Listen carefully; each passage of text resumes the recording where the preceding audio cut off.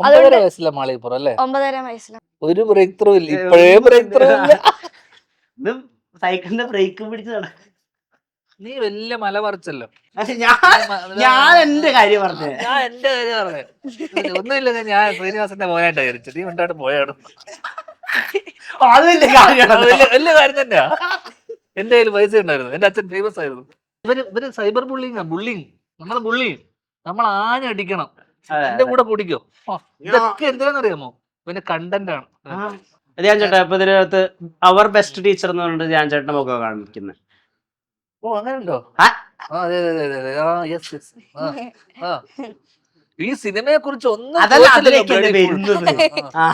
കല്യാണമരത്തില് കല്യാണമരത്തിലൊരു മാഷാണല്ലോ. അപ്പൊ ഈ മാണിക്കക്കല്ലിലെ പൃഥ്വിരാജിനെ പോലെ, അങ്ങനെ ചെപ്പിലെ ലാലേട്ടനെ പോലെ അങ്ങനെയൊക്കെ ചെയ്യാനാണോ?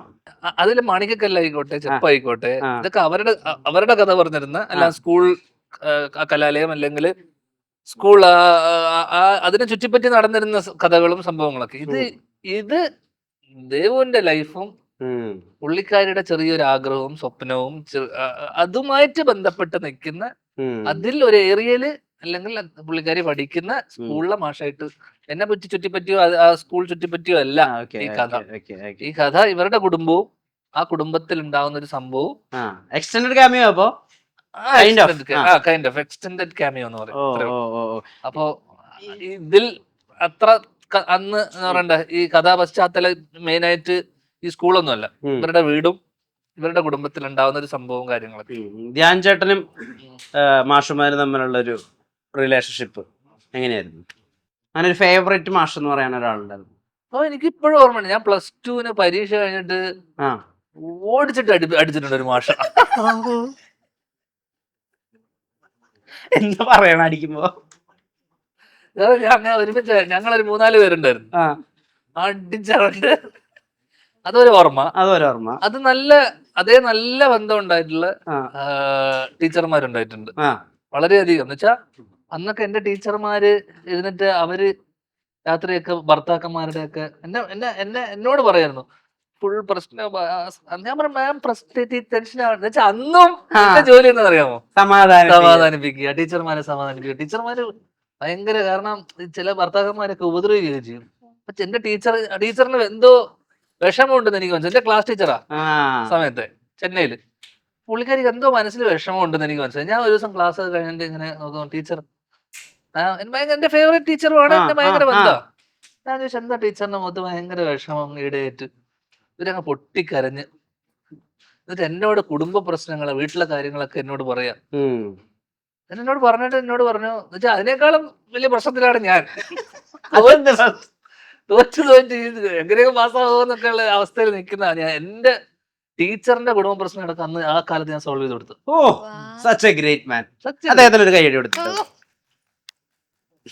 ഇത്തരത്തിലുള്ള മോട്ടിവേഷൻ ഏത് കാലത്താണ്. നീ IAS ആയാലും എന്നെ വിളിക്കണം. അതെ. ആ കുട്ടിക്ക് കുടുംബ പ്രശ്നമൊന്നും ഉണ്ടാവില്ല. കുടുംബ പ്രശ്നമല്ല, എന്തെങ്കിലും ഒരു പ്രശ്നം വരുമ്പോ, പൊളിറ്റിക്കൽ പ്രഷറൊക്കെ വരുമല്ലോ, അങ്ങനെയുള്ള ഘട്ടം വരുമ്പോ എന്നെ ഓർത്താ പ്രഷർ വരുന്ന ഒരു ഘട്ടം വരുമല്ലോ, അപ്പൊ ഓർത്താ മതി മാഷെ. എന്താ പറയൂ, കല്യാണ മരത്തിൽ ഞങ്ങൾ എന്ത് പ്രതീക്ഷിക്കണം? കല്യാണ മരം നമ്മൾ ഹൈ എക്സ്പെക്ടേഷൻസ് നമ്മൾ തരുന്നില്ല. കാരണം അതെല്ലാവർക്കും വന്ന് എൻജോയ് ചെയ്യാൻ പറ്റുന്ന ഒരു മൂവിയാണ്. അല്ലെങ്കിൽ ഫൈറ്റ്, മാസ് അങ്ങനത്തെ ഒരു മൂവി അല്ല.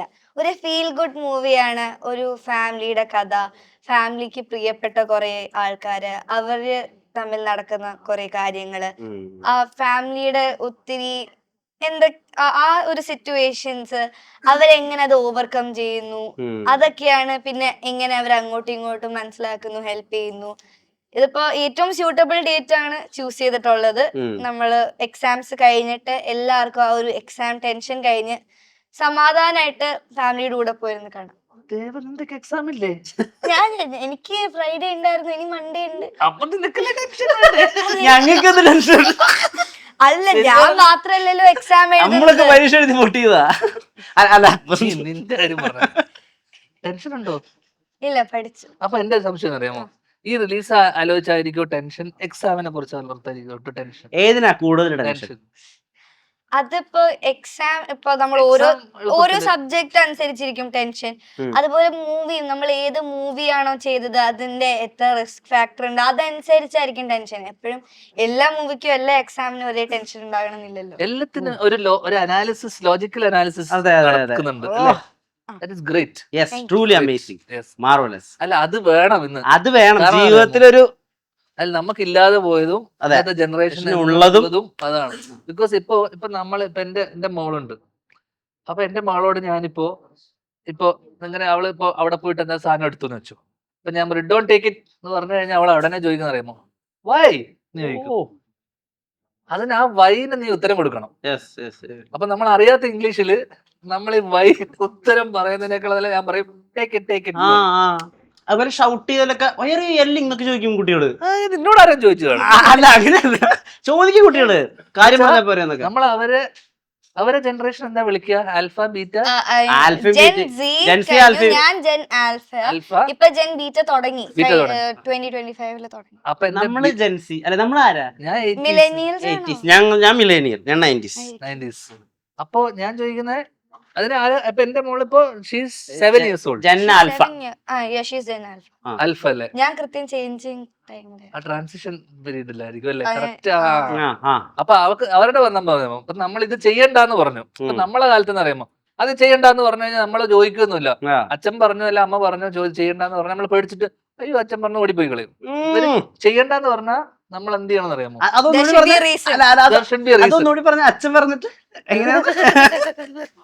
അച്ഛൻ ചെയ്യണ്ടെന്ന് പറഞ്ഞു. എന്റെ കൂട്ടുകാരന്റെ അച്ഛൻ. അപ്പൊ എല്ലാ കാര്യത്തിനും you should answer. She will question. Yes. She will question why shouldn't I do that? Okay, ഇപ്പൊ നമ്മള് റീസൺ പറഞ്ഞാൽ we'll understand. നീ വേറെ ജനറേഷൻ ഈ ജനറേഷൻ അവരും അങ്ങനെ തന്നെയാണ്. നമ്മള് അങ്ങനെ ആൽഫ. അത് മസ്റ്റ് ആണല്ലോ ഇന്നത്തെ.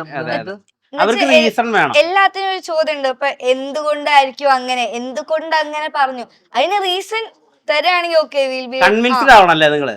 ഇപ്പൊ ഓക്കെ ആ ഒരു റീസൺ ഉള്ളത് കൊണ്ടാണ് പറയുന്നതെങ്കിൽ മനസ്സിലാവും. അങ്ങനെ അച്ഛനമ്മമാര് പറഞ്ഞിട്ട് കൺവിൻസ്ഡ് ആവാതെയും നിങ്ങൾ രണ്ടുപേരും രണ്ടഭിപ്രായത്തിൽ നിന്ന സിറ്റുവേഷൻ വന്നിട്ടുണ്ടോ? അതിപ്പോ എല്ലാ വീട്ടിലും ഉണ്ടാവൂലേ? അല്ല അങ്ങനെ വരുന്ന ഘട്ടത്തിൽ what will you stand? You will stand with your opinion or finally you will go with the parents' opinion? ഇപ്പൊ I stand with my opinion. അതുകൊണ്ട് അച്ഛനമ്മ അവരുടെ റീസണിങ് തന്നു കഴിഞ്ഞിട്ട് ഇപ്പൊ എനിക്ക് കുറച്ച് കഴിഞ്ഞപ്പോഴത്തേക്ക് മനസ്സിലാകാണ് അവരുടെ ഒപ്പീനിയൻ ആണ് കറക്റ്റ് എന്ന് തോന്നി. I will be like okay ശരി നിങ്ങളുടെ ഒപ്പീനിയൻ ആണ് കറക്റ്റ്, അത് അക്സെപ്റ്റ് ചെയ്യും. അത് അക്സെപ്റ്റ് ചെയ്യാത്തൊരു ജനറേഷൻ ആണെന്ന് എനിക്ക് തോന്നിയിട്ടില്ല. പൊളിറ്റിക്കലി കറക്റ്റ് ഫാമിലി അല്ലേ? പരസ്പരം ഒരു മ്യൂച്വൽ റെസ്പെക്ട് ഒക്കെ ഉള്ള അത് വേണ്ടേ? അത് വേണം. എല്ലാ ഫാമിലീസിലും നിന്റെ ഫാമിലി ഇല്ലാന്നേ ഉള്ളൂ.